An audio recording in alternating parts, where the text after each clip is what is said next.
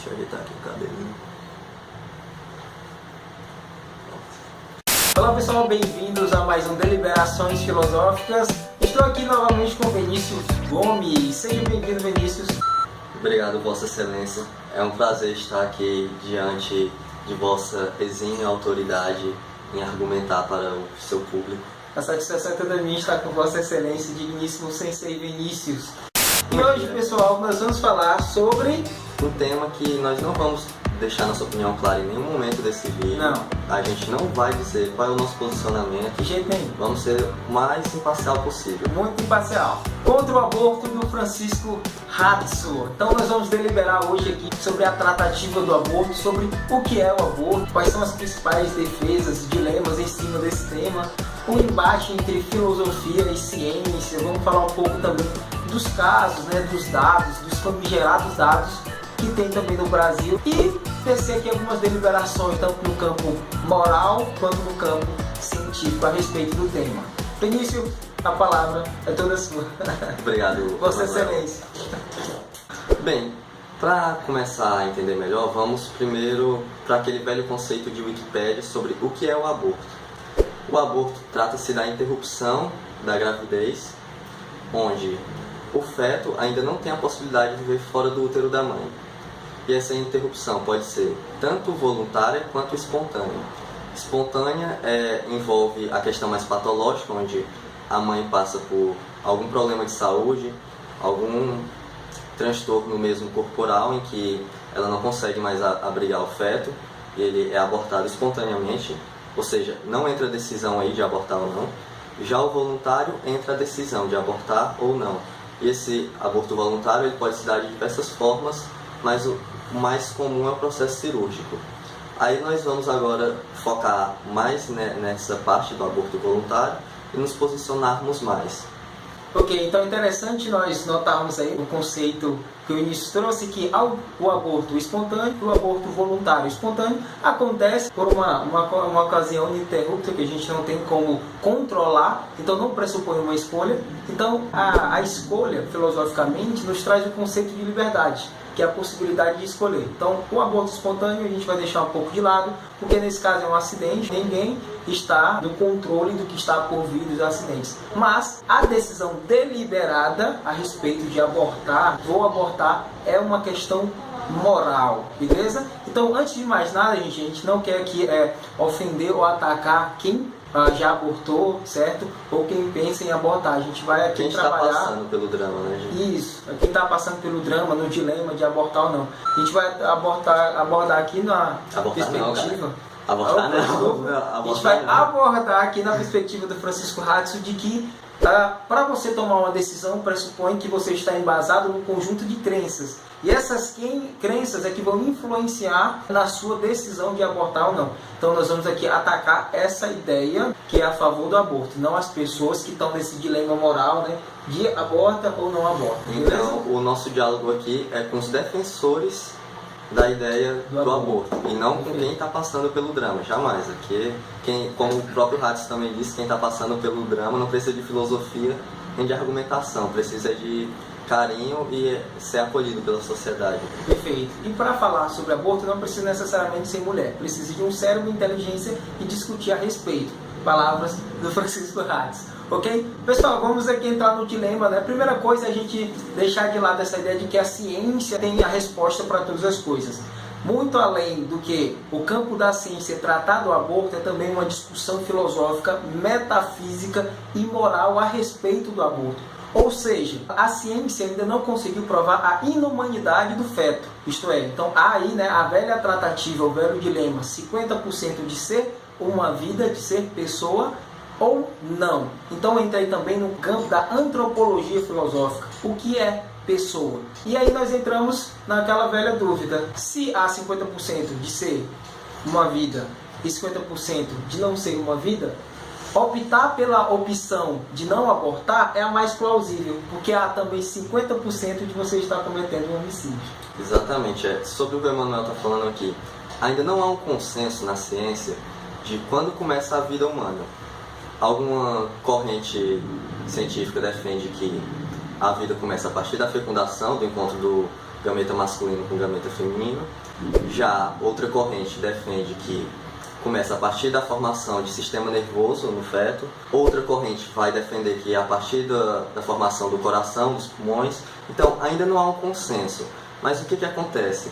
Se você tiver 50% de chance de estar cometendo um assassinato, opte pela vida, não corra esse risco não. Na dúvida, opte pela vida. E além disso, se você não vier a interromper essa gravidez, é certeza que aquilo vai virar uma vida. Por mais que você seja uma pessoa que acredite nessa corrente científica que diz que não é a partir do momento da fecundação, mas se você não interromper após o momento da fecundação, se você deixar, quando você vai se tornar uma vida, então você indiretamente já vai estar cometendo assassinato. Perfeito.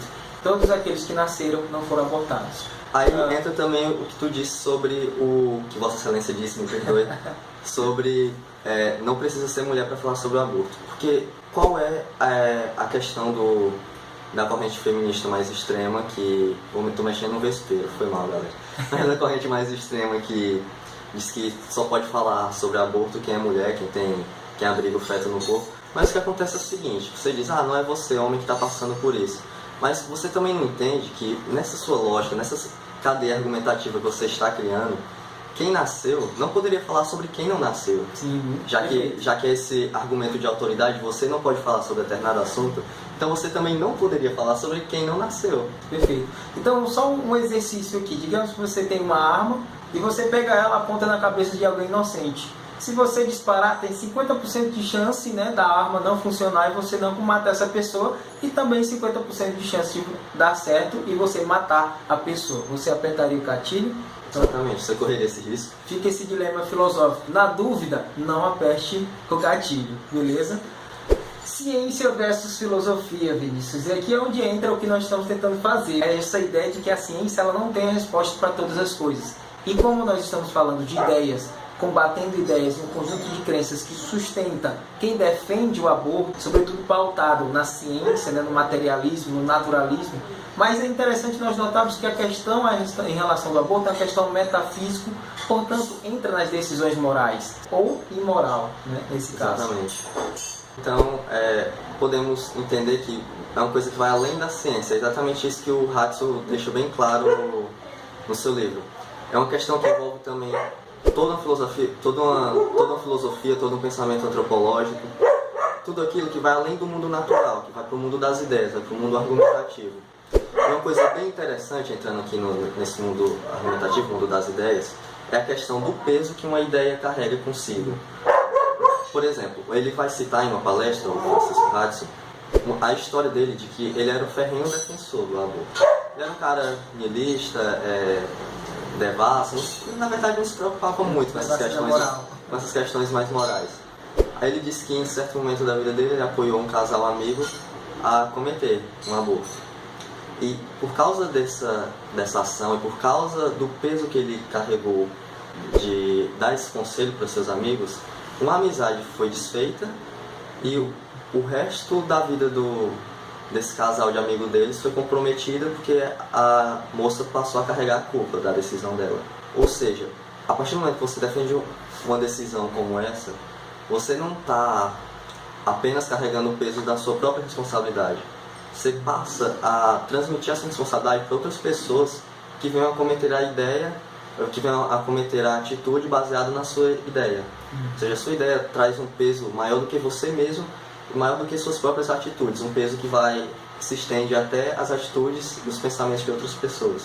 Perfeito, e aí entra o dilema, né, de acidente e liberdade. Acidente, como já foi dito no início, nós não temos o controle, mas liberdade não, pressupõe a capacidade de escolha. Quando você toma determinadas decisões pautadas num conjunto de crenças, e muitas vezes você não avalia quais são essas crenças que de fato são sólidas para você tomar essa decisão, você vai ter que levar consigo toda a responsabilidade, boa ou ruim, que essa decisão vai acarretar posteriormente. Se tratando da mulher, ao exercer o aborto, traumas aí psicológicos, além do martírio contra o próprio corpo também, vai criar mazelas psíquicas aí inimagináveis com esta decisão. Então você tem que pensar antes de tomar a decisão quais são o conjunto de crenças, por que você está tomando isso e por que você acha isso também. E aqui é a nossa crítica, porque pautado numa visão materialista, naturalista, cientificista, A ideia é que o feto é só um amaranhado lá de carne e você está apenas tirando ali uma unha encravada do seu corpo, né? Uma verruga, uma cárie, alguma coisa do tipo. Quando na verdade, como isso deixou bem claro lá no início, é uma vida daqui a 9 meses. Até então, se nós temos a dúvida, opte pela vida, pessoal. Outra grande questão é os casos no Brasil com isso. No Brasil existem 3 casos possíveis na legislação atual, que é em caso de risco de vida da mãe, em caso de estupro e em caso do feto ser anencéfalo, ou seja, não possuir cérebro, não possuir encéfalo. Dentre essas 3, a que me soa mais vil é a que trata do feto anencéfalo, porque não cabe a ninguém decidir o valor de uma vida. Por mais que a pessoa nasça sem cérebro, viva um dia, mas quem sou eu? Quem é o Emanuel? Quem é qualquer pessoa para dizer que a vida dela não valeu de nada? Diria o Francisco Ratz, não posso me colocar no lugar de Deus, decidindo quem é ou não merecedor da vida. E é uma coisa que também independe de religião. Por ter intrínseco a cada um de nós esses valores morais, mas é uma questão filosófica em si. A vida, como diria também o Ratz, ela não se mede por quanto tempo ela pode estar aqui, ela se mede nos instantes de eternidade. Então, se o anencéfalo viveu, sei lá, 6 horas, mas quem garante que esses instantes que ele viveu não foram eternos para ele, apesar de não possuir cérebro? É o mesmo caso da trissomia no cromossomo 21, que é o originador da síndrome de Down. Então, caberia a gente também abortar uma pessoa que nasce com síndrome de Down porque ela veio com uma anomalia ou veio com um problema genético diferente do que é considerado, né, a normalidade, que é considerado tipo comum de pessoas. Não cabe. E aí parte uma questão muito grande, né, que a gente pode, a partir daí, talvez passar para uma eugenia. Por exemplo, baseado em que conjunto de crenças você toma essa decisão de que o anencéfalo não merece viver? Daqui a pouco nós podemos estender isso aí para o negro, para os homossexuais, né? Para os brancos, para os baixos, para os gordos. E aí a gente começa a criar um conjunto de crenças e achar quem deve e quem não deve viver, né? E aí a gente vive num famigerado processo de eugenia a partir de uma carteirada. Do Death Note, né? Político. E entre essas outras questões, filosoficamente, como também abordou Ratz, continua sendo injustificável o aborto. Mas essas outras questões já são mais espinhosas, já envolvem um drama maior, tem uma complexidade maior. Então a gente entende as causas que levam até isso, mas continuamos sendo pró-vida sempre. Sim. Por exemplo, em caso do estupro, a gente sabe que é uma coisa horrível, não queria estar na pele de ninguém, entendo perfeitamente o que se passa, procuro entender perfeitamente o que se passa na cabeça de uma mulher que está passando por uma situação dessa. Mas às vezes, como diria o Ratz, o mal não é absoluto.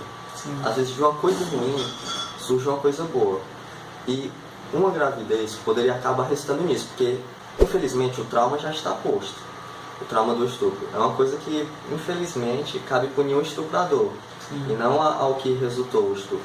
Mas como eu disse, eu entendo perfeitamente o drama, não vou aqui tacar pedra em ninguém, pelo contrário, merece todo o acolhimento possível, uma mulher que está passando por isso, que passou por isso no caso.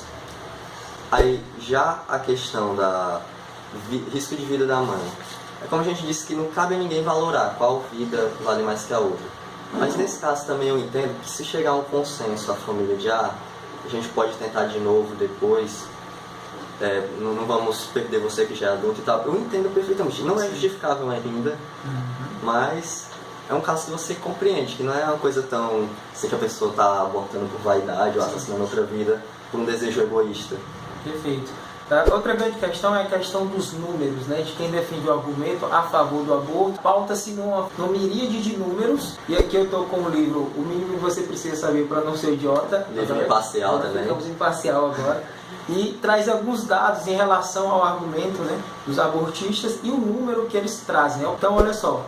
Veja os números de mulheres supostamente vítimas anuais do aborto ilegal, né? A primeiro momento eles trouxeram dados como eram milhões. Posteriormente baixaram para milhares, depois para centenas, logo depois entraram em consenso de 180.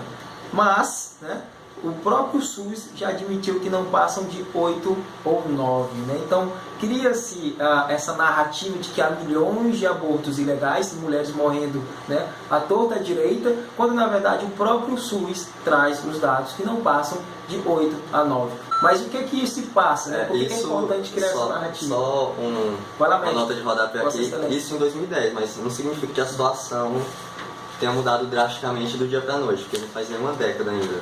Perfeito, né? A lógica do abortismo, Diário do Comércio, 14 de outubro de 2010. Então, mesmo se a gente trouxer para hoje, pega de milhões, cria a narrativa de milhões, depois passa para milhares, depois centenas. Não, vamos entrar no consenso, 180. Não. Aí vem o SUS e traz os dados legítimos que não passam de 8 a 9, né? Uma médica sanitarista, que eu não me recordo o nome agora, ela desmembrou isso na Câmara dos Deputados, quando estava sendo discutida a questão do aborto. Ela mostrou que a falsidade, ela fez o teste de falseabilidade, que qualquer método científico deveria ter passado, qualquer método científico respeitado, e parece que esse não passou, e os dados foram divulgados aí à torta e à direita, sem questionamento algum. Ela fez esse teste de falseabilidade e provou que os números divulgados pelos institutos de pesquisa aqui no Brasil são extremamente exagerados. Por exemplo, os institutos de pesquisa que realizavam isso eram institutos contra a vida, ou seja, institutos a favor do aborto, a favor do controle populacional. Então já está na cara a parcialidade desse instituto. Então, claro que ele vai aumentar o número para gerar toda aquela comoção, toda aquela coisa de que é um problema de saúde público, é um direito que as pessoas têm que ter. E eu não estou dizendo aqui que isso não acontece, isso acontece clandestinamente, só que não acontece nesse número tão exagerado. Então essa médica, ela demonstrou, depois o filme vai colocar na edição aqui o nome dela, ela demonstrou o número real, que se estima que seja cerca de 250 mil contando os abortos espontâneos, os abortos que não são causados. Então seria cerca de 150 mil, 125 mil, o que é 10% do que esses institutos abortistas divulgam. A ideia, né, para legitimar a pauta e os argumentos dele do abortismo, é justamente criar essa narrativa de que há milhões de pessoas morrendo para criar a lei, né, a carteirada, né, assinar lá no DF-10 a legalização do aborto, para que aí possa agora acontecer o aborto à torta direita, né? Sem nenhuma causa justa, como por exemplo a questão que nós falamos dos acidentes, né? Se você tiver que optar entre a vida da mãe e do filho, então entra em umas questões mais peculiares. Mas nesse caso é justamente para abortar, simplesmente porque é uma escolha. Por vaidade, por egoísmo. Por vaidade, por egoísmo, não quer, e fica por isso mesmo. Então cria-se esse número para legitimar a criação dessas leis, né, para legalizar aí o aborto. Então, o que a gente define aqui? A gente aponta para o erro moral que o aborto é, mas tentamos não cometer os mesmos erros da maioria dos pró-vida, que é apontar para o erro do aborto, mas não apontar para uma solução. Porque, por exemplo, a gente sabe que, por mais que os números não sejam tão exacerbados assim, são números reais. Sim. Existem pessoas que... O problema existe. O problema existe. Então não adianta você só dizer, não aborte, o aborto é errado. Porque o problema existe. Você tem que tentar encontrar alguma alternativa para esse problema. E não vai ser com uma canetada proibindo o aborto, proibindo tudo, que nós, como também liberais clássicos, que o problema vai ser resolvido. Então a gente tem que apontar para o erro moral. Nós aqui que eu estou falando, estou falando voltado para o segmento dos pró-vida. A gente não deve apenas apontar para o erro moral, que é o aborto, mas é tentar encontrar uma solução para o que está acontecendo de forma clandestina. E na minha opinião, deixa eu parar de ser de direita e liberal aqui, deixa eu esquentar um pouco. Vai lá. Educação. Apontar porque o que a prática do aborto causa, os traumas posteriores à prática, apontar para os riscos, apontar para o erro moral que isso é, deixar de relativizar tudo, eu já deixei de ser de esquerda, foi mal, deixar de relativizar tudo e ver que o bom, o belo e a verdade, eles existem. Não adianta você relativizar tudo, porque isso existe. independente de religião, independente disso, a verdade existe, mas nós como cristãos também sabemos que a verdade absoluta é Cristo. Então pessoal, era isso, certo? Muito obrigado por acompanhar o vídeo até o final. E fique claro, não estamos aqui atacando as pessoas que já cometeram um aborto ou que estão aí no dilema de cometer ou não um aborto. Isso é uma decisão moral, mas nós estamos aqui sendo contra a ideia, conjunto de crenças que sustenta o argumento dos abortistas nessa pauta de que não é uma vida, aborta, sendo que não tem aí uma legitimidade, não tem aí uma certeza, não é 100% que é ou não uma pessoa, um ser humano. E o problema também não se pauta só na ciência, mas é uma questão filosófica, metafísica e moral. A palavra está com vocês. Valeu, galera, foi um prazer estar novamente aqui no canal e tendo a audiência de vocês. Então, muito obrigado, espero que tenha sido produtivo aqui. Eu tenho certeza que foi para nós dois, parte desses conhecimentos. E espero que vocês reflitam acerca do que foi dito aqui, tenham sido claros. E como ele também já deixou bem claro, deixou bem explícito, não queremos atacar ninguém, nós não queremos atacar nem quem defende a ideia, nós queremos atacar a ideia em si. O nosso debate aqui é com a ideia, não com pessoas. Então, um abraço, galera, até a próxima e se inscrevam aí, cliquem em gostei, eu não sei onde é que fica, então em qualquer lugar aí e ative o sininho pra ver quando tiver vídeo novo. Fica ligado aí, futuramente o canal do Vinícius aí também vai estar chegando, beleza? Valeu! Valeu!